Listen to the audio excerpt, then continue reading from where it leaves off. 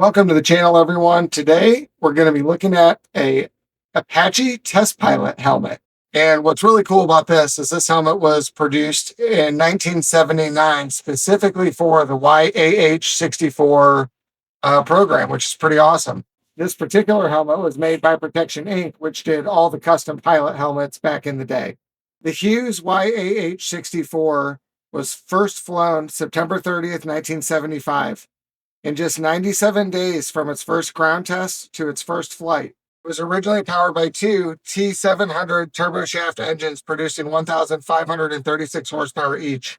It was built to survive direct 23 millimeter hits, even to a rotor blade. It could fire 16 Hellfire missiles, had 76 2.75 inch rockets, and a 30 millimeter chain gun with 1,200 rounds at the gunner's disposal.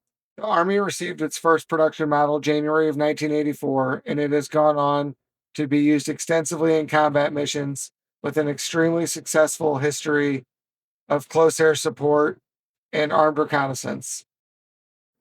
So getting into this helmet, what we have is an HGU-2AP with a single visor assembly. And as is very common with these older Protection Inc. helmets, the edge roll has completely turned to dust.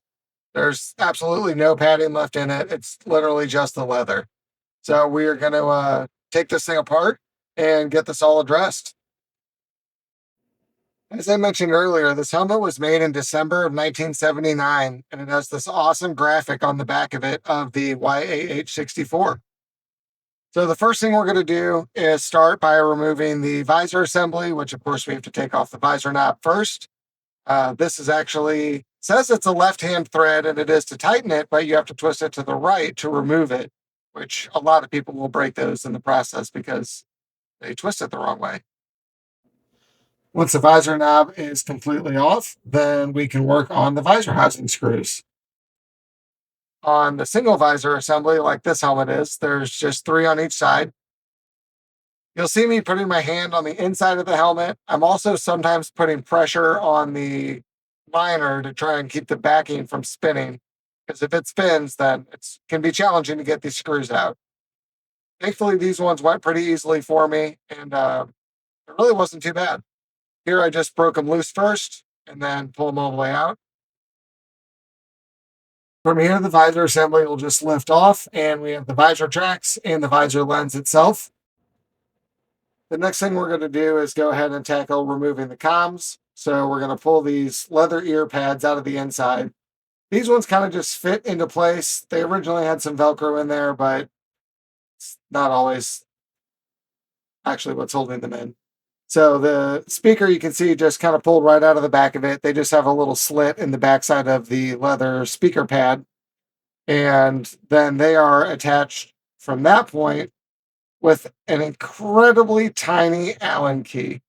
I had to specifically buy this set online because I couldn't find an Allen key this small locally anywhere to get speakers out. So, but it does other sizes, and I use it all the time for other small things on helmets, because you would be surprised at how many really tiny screws and Allen keys that they stick in these things.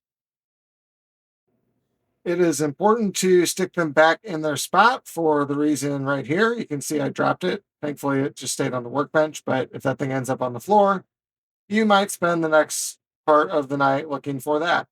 So I always stick them back in the same spot that they go so that they don't get lost in the rest of the rebuild process as I set them aside.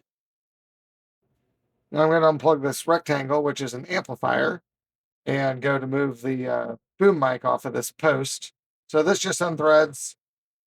Again, I put the piece back where it goes so that I don't lose any of the pieces if I can help it. The next thing we're going to do is remove this chin strap. There's just a single screw holding it on. Sometimes you have to hold it from the inside with the socket, but this one came off pretty easily for me. Next, we're going to tackle the comm cord that comes out of the side of the helmet. There's a rubber grommet that you have to use a little flat blade screwdriver to kind of work its way in. Some of these can be really stiff. This one had a little bit of pliability to it still, so it came out pretty easily. And then you can remove the comm cord. Once you've got that guy out, we're going to move to removing the liner. Yeah, do you see all that dust? that just happens from this edge roll. And I've had countless helmets through my hands that do the same thing. We're going to use an offset cake spatula to get this liner out of here. And we are not eating cake, unfortunately. But this tool was recommended to me by a good friend of mine who I would regard as a helmet restoration expert, and it has served me really well. Some of these liners can be really challenging to pull out. When the edge roll is totally flat like this, they're a little bit easier. But when you got a nice, fat, cushy edge roll, they can definitely be challenging to get maneuvered out of there. More dust, as is always the case until I get this leather completely pulled back. So here we're going to just remove the other side of the chin strap. Same thing, single screw.